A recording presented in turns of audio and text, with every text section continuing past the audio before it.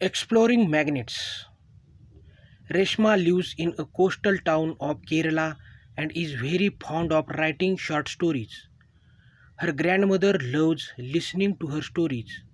So Reshma was writing a new story to share with her grandmother on her 16th birthday. The story was based on a ship carrying spices from Kerala for trade in the olden days.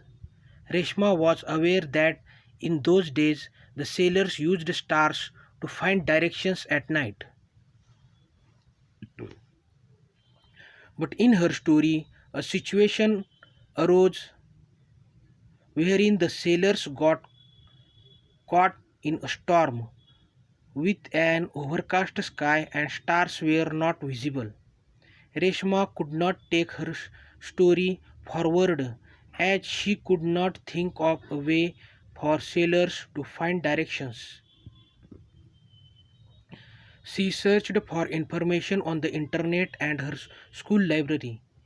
She learnt that the travelers used a device known as a magnetic compass for finding directions.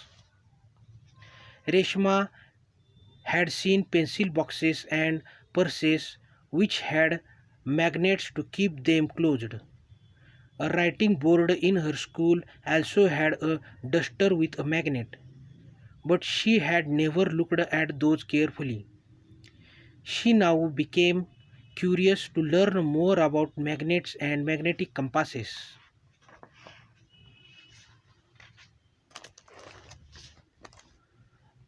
The magnets used by sailors in the olden days were based on occurring, naturally occurring magnets known as lodestones, which were discovered in ancient times.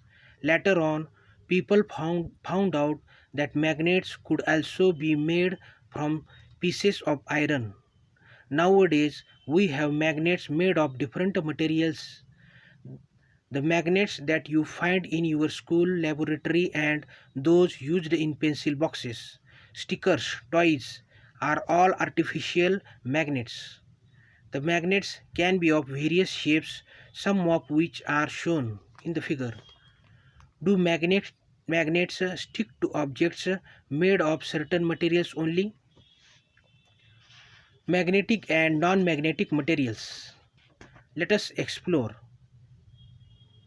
Collect a few objects made of different materials and also a magnet. Predict which of the objects will stick to the magnet. Write your prediction in the table. Now hold a magnet in your hand and bring it near the objects one by one. Observe which of the objects stick to the magnet. Record your observation.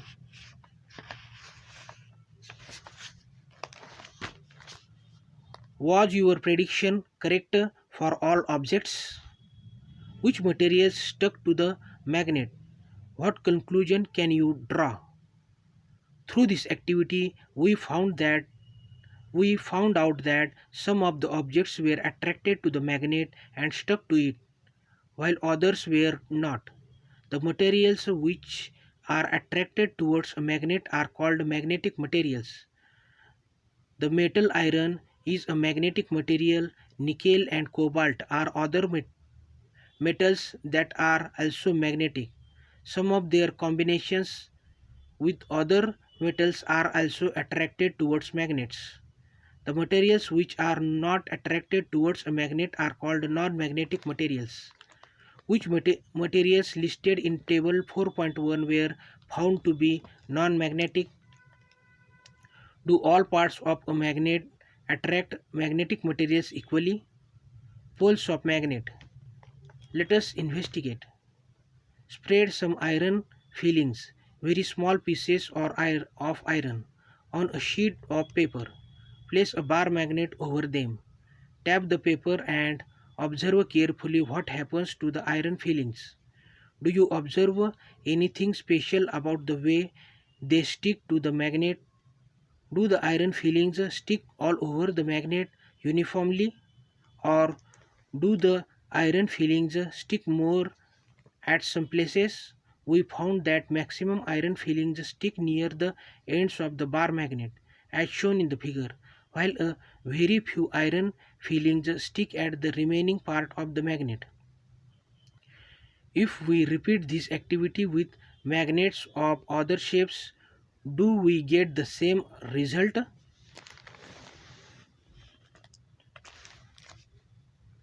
These ends of the magnet are called the two poles of the magnet, the north pole and the south pole. Most of the iron fillings stick to the poles of a magnet of any shape. Can we find a magnet with a single pole? It is not possible to obtain a magnet with a single pole. If a magnet is broken into smaller pieces, north and south poles always exist in pairs even in the smallest piece of the magnet. A single north pole or a south pole cannot exist. Finding directions. Let us experiment. Suspend a bar magnet with a thread tied to the middle of the magnet as shown in the figure. You may need to adjust the position of the string till the magnet is balanced horizontally. Now rotate the magnet gently in the horizontal direction and let it come to rest. Mark the position corresponding to the ends of the magnet on the ground or on a piece of paper stuck to the ground. Join these 2 points on the ground with a line. This line indicates the direction along which the magnet comes to rest. Now again rotate the magnet by giving a gentle push at its one end and wait till it comes to rest. Does the magnet rest along the same line? What direction does this line indicate along which the magnet rests? How can we find it out? If we have noticed the direction where the sun rises or sets, we have an approximate idea of where east or west is. Hence, we can locate the direction along which the magnet rests. A freely suspended magnet comes to rest along the north-south direction. The end of the magnet that points towards north direction is called the north-seeking pole or the north pole of the magnet. The other end that points towards the south direction is called the south-seeking pole or the south pole of the magnet. A freely suspended magnet rests along the north-south direction because our Earth itself behaves like a giant magnet. Repeat this activity with a small iron bar in place of the bar magnet. What do you observe? Does it always rest along north-south direction? It does not. It can rest along any direction. This implies that only magnets rest along north-south direction. This activity provides us with a way to rest whether a piece of metal is a magnet or not. The property of freely suspended magnet to always rest along the north-south direction is used to find directions. Based on this, a small device called a magnetic compass was developed in olden days for finding directions. It has a magnet in the shape of a needle which can rotate freely. The needle of a magnetic compass indicates the north-south direction. The compass is kept at the place where we wish to know the directions. After some time, the needle comes to rest in the north-south direction. The compass box is then gently rotated until the north and south marked on the dial are aligned with the needle. Now all directions at that place are as indicated on the dial. How can we make our own magnetic compass? A magnetic compass is usually a small circular box with a transparent cover on it, as shown in the figure. The magnet in the shape of a needle is mounted on a pin standing on the bottom of the box. This needle is balanced on the pin in such a manner that it can move around this point easily. That is, it can rotate freely. The end of the needle, which rests in the north direction, is usually painted red. Below the needle, there is a dial with directions marked on it. Let us construct. Collect a few materials like a cork piece, iron, sieving needle, a permanent bar magnet, a glass bowl, and water. Place the iron sieving needle on a wooden table. Then keep any one pole of the magnet at one end of the needle. Move the magnet over the needle along its length as shown in the figure. When it reaches the other end of the needle, lift it up.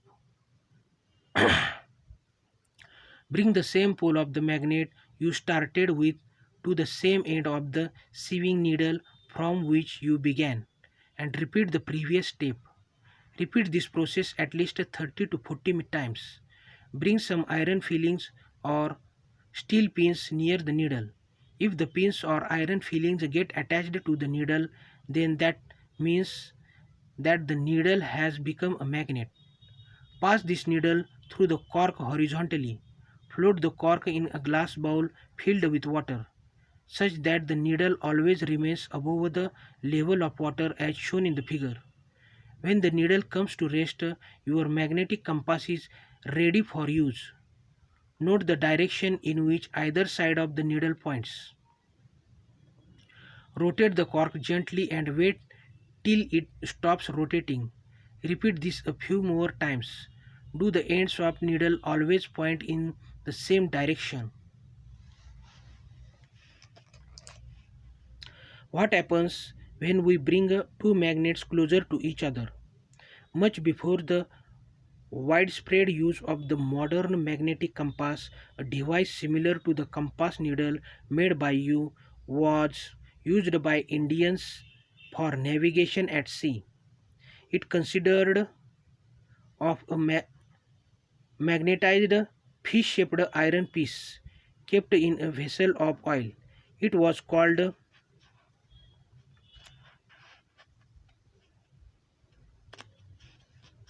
Matsya Yantra. Attraction and repulsion between magnets. Let us experiment. Take a pair of bar magnets on which north and south poles have been marked. Mark the two bar magnets as A and B. Place the longer side of magnet A over five round-shaped pencils as shown in the figure. Now bring one end of magnet B near the end of magnet placed on the pencils. Make sure that the two magnets do not touch each other. Observe what happens. Next, bring the other end of magnet B near the same end of magnet A. Does the magnet A on the pencil begin to move? Does it always move in the direction of the approaching magnet? What do these observations suggest?